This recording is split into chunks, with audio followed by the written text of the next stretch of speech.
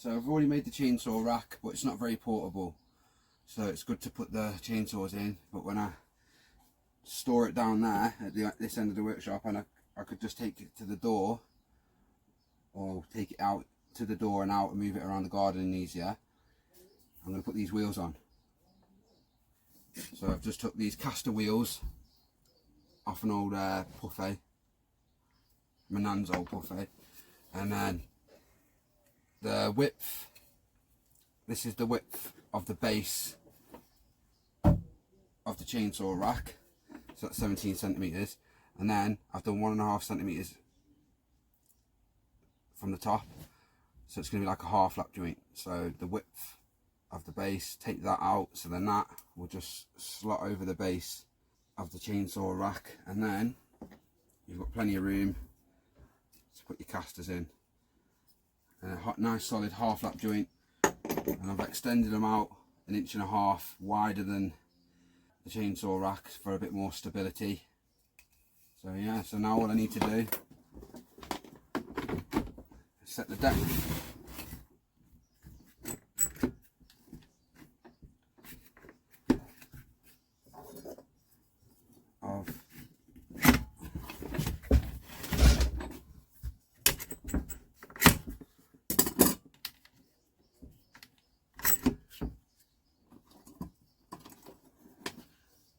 For the router,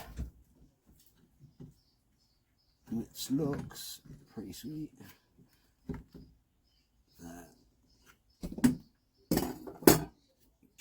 Lock that in. Lock that in. So another thing is, see there on your router,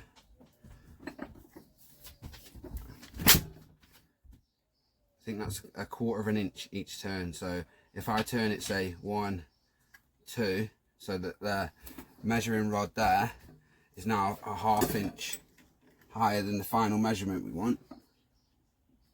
So you see that? So that's, might be 1/8 of an inch. Should we measure it?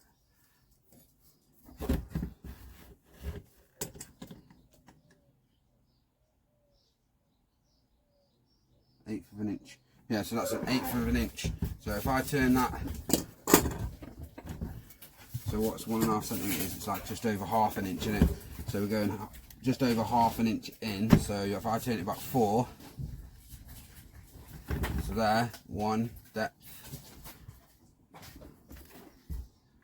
So each time I do a route, I'm going to go back 1. So then we're going deeper, deeper, deeper. And then that should be final measurement once we've gone back across the 4 where we actually want a measurement.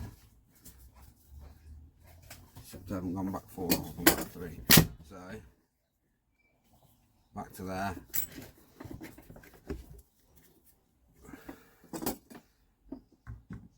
There we go, final measurement. So let's get on with it. So all I'm going to do is just secure this in the vise, nice and comfy,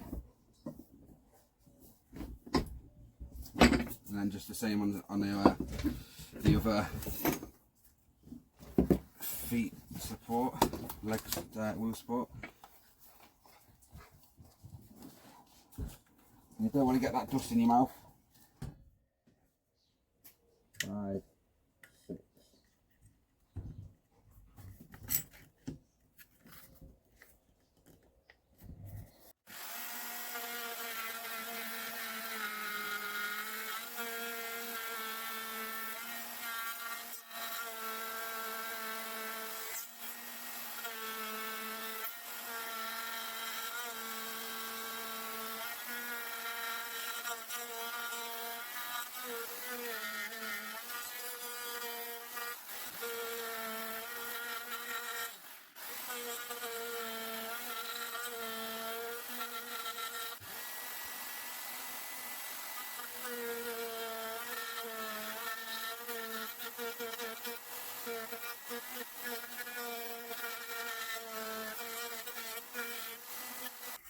that's took the bulk of it out. So you can just come along, keep your chisel nice and flat.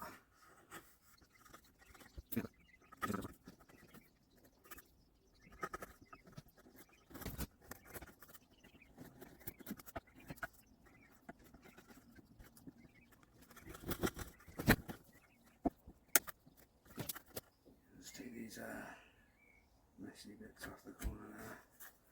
So you just get it like that, get your chisel controlled. It's easier when it's on the same side as you, and just take that little smidgen out.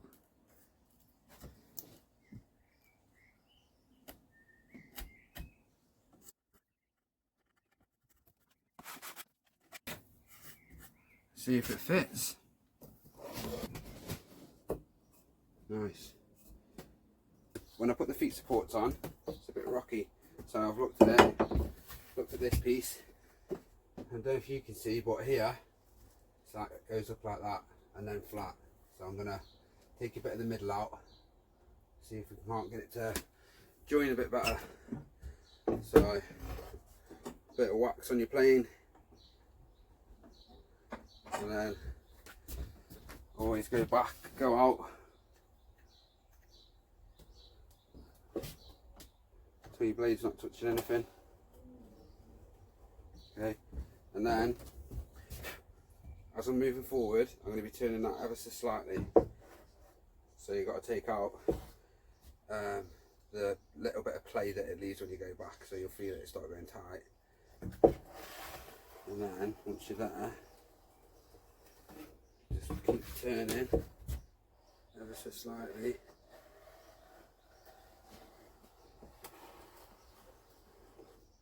Until that happens. So we've just touched the wood. Pretty good that. So yeah, just keep doing that now. Taking some off it all, and we'll see how it goes.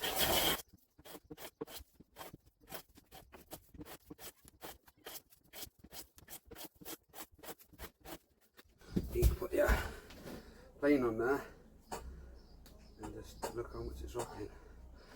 So I'm going to concentrate on the middle for a little bit.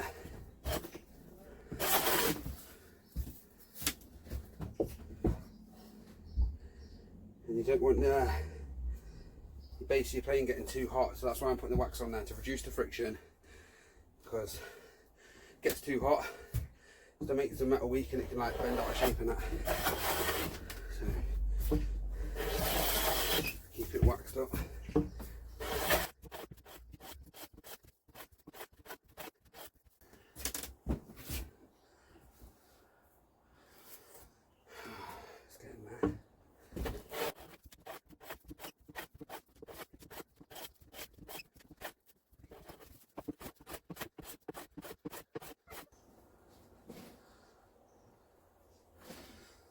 A lot better.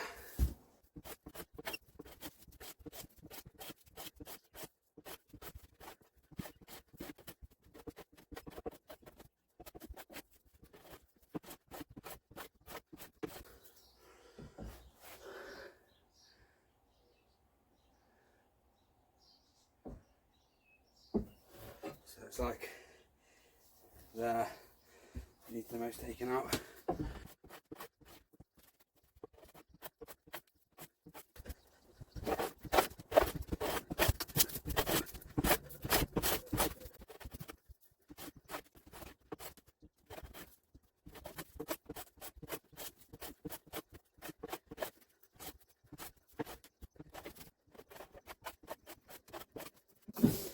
So we fit now. Oh, that's definitely a lot better.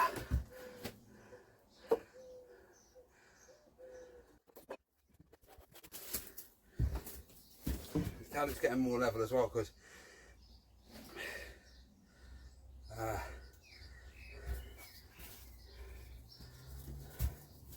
the wafers that are coming off are getting more consistent, and all the way across the plane.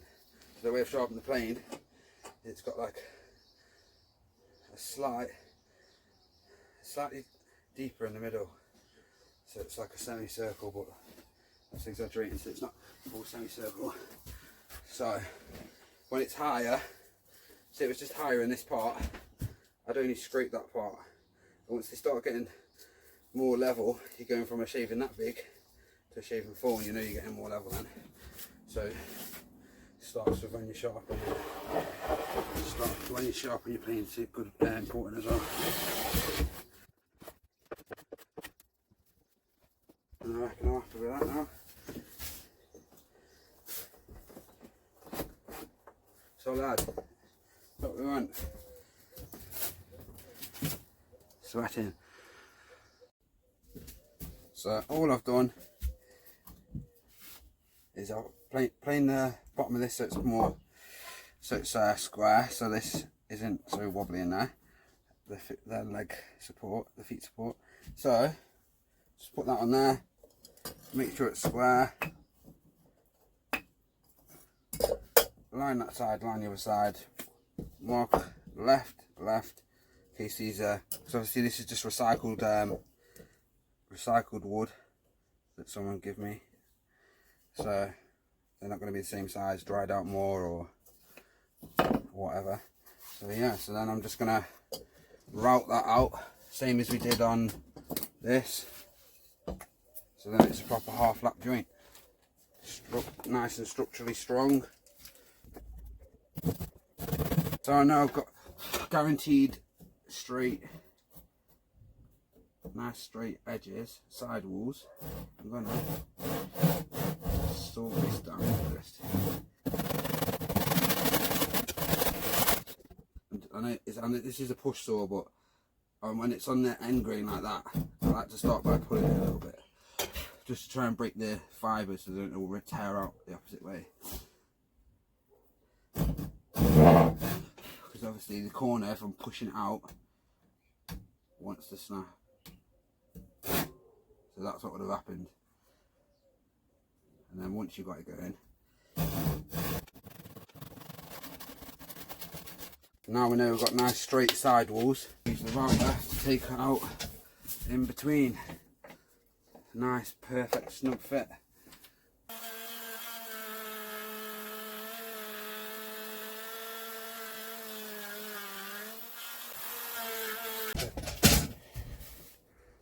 Alright, dude.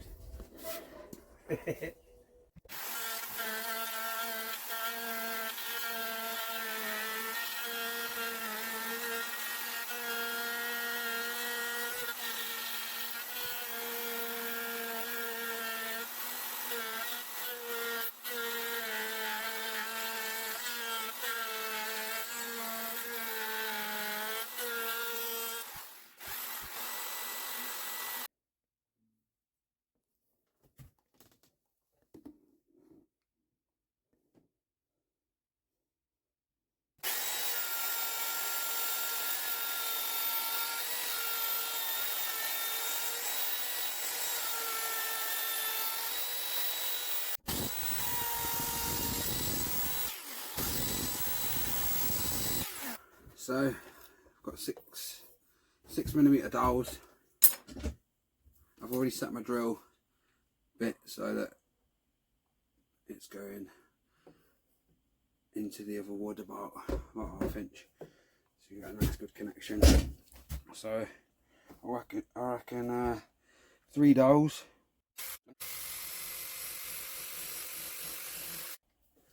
Get the skin off your glue pot. I need a better one.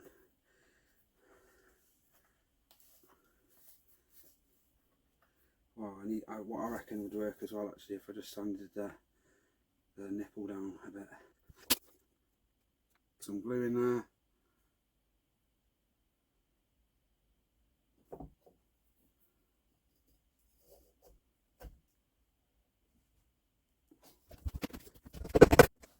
So you know it's all the way in if you snap your dowel. That one's in.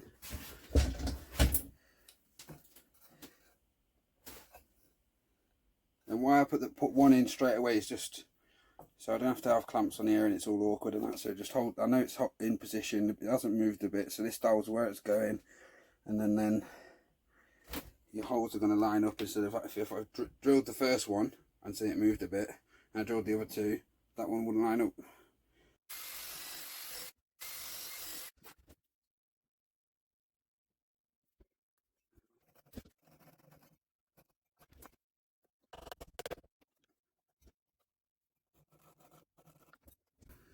I'm just cutting it a little bit smaller just to prevent it from snapping like the first one as well. Solid. Same again on the next one. And then once you've got your dowels in, you just get a flush cut saw if you've got one. You can keep your finger on it or whatever you want to do.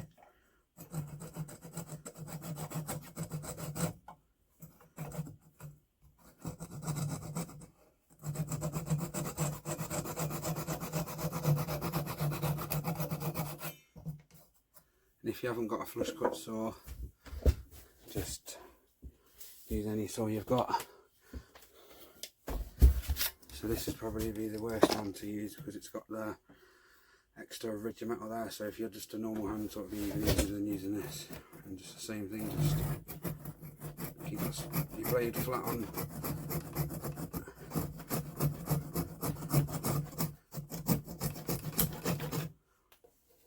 On there, on the surface, you put it flush to. Keep your saw flush to the surface, and then your dowel will be flush to that surface.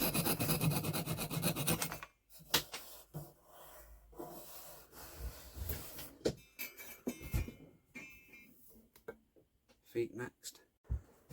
So it's time to measure our feet. Get the same feet, but there's just wheels on there. So 10.17.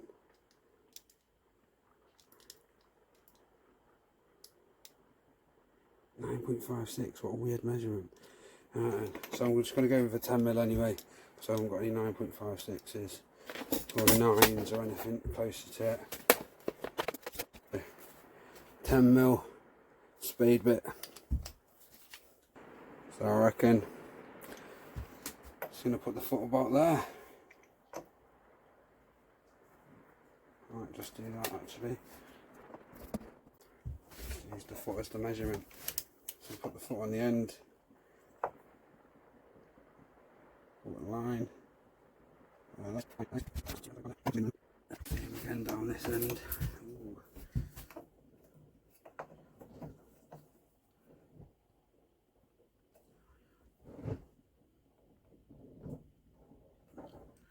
Then it's going to have to go in that far, so the 10's going to have to disappear at least.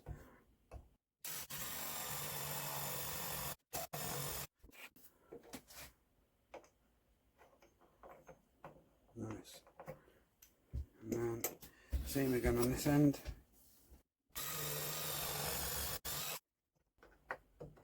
Boom. And then I'm just gonna Gorilla Glue.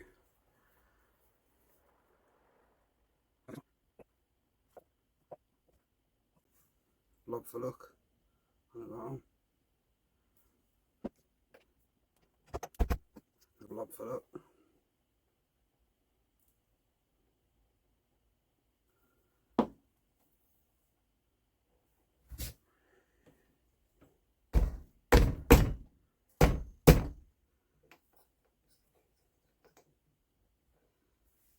And then I'm just going to repeat the process down that end. I forgot to put glue underneath these bits of wood, didn't I? So I'm going to whack 2 screws in them as well.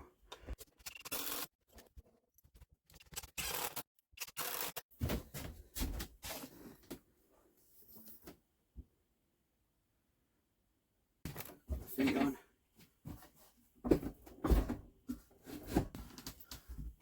Nice.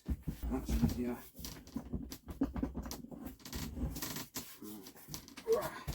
All that's left to do now is get your chainsaws in there.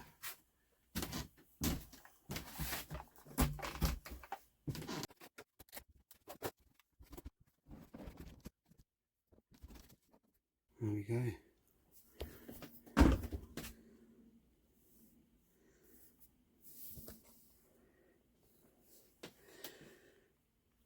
Chainsaw rack on wheels.